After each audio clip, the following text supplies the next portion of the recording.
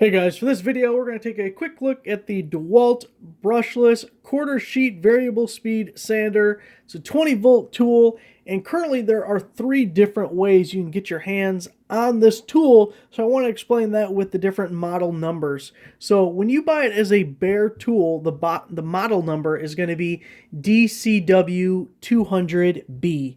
That's bare tool. So what you get in that instance: the sander, the bag, the punch, and that's your bare tool.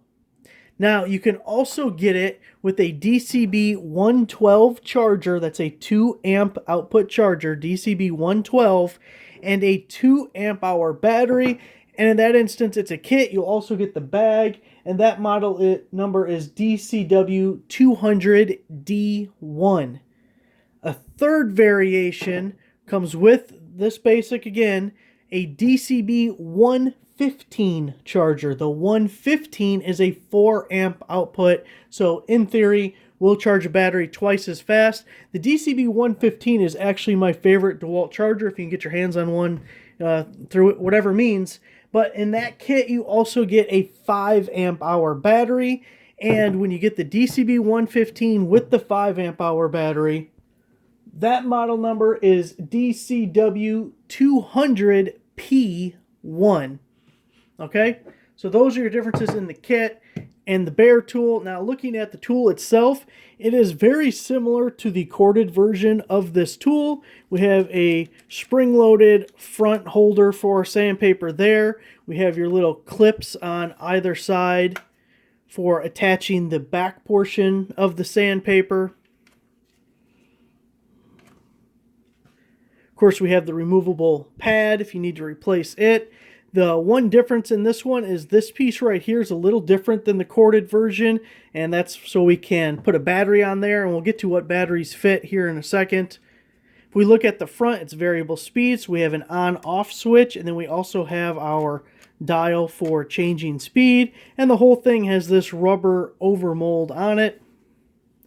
Now, I actually really like DeWALT's dust collection here because all their sanders, or at least a lot of them, all the ones I have this same style of dust collector, and it's got these spring-loaded balls in there, if you can kind of see the shininess right there, and they grab a hold of this ring right here. So when you put it on and then you give it a little turn, I mean, it's locked. It's not just a friction fit. That is actually locked into place.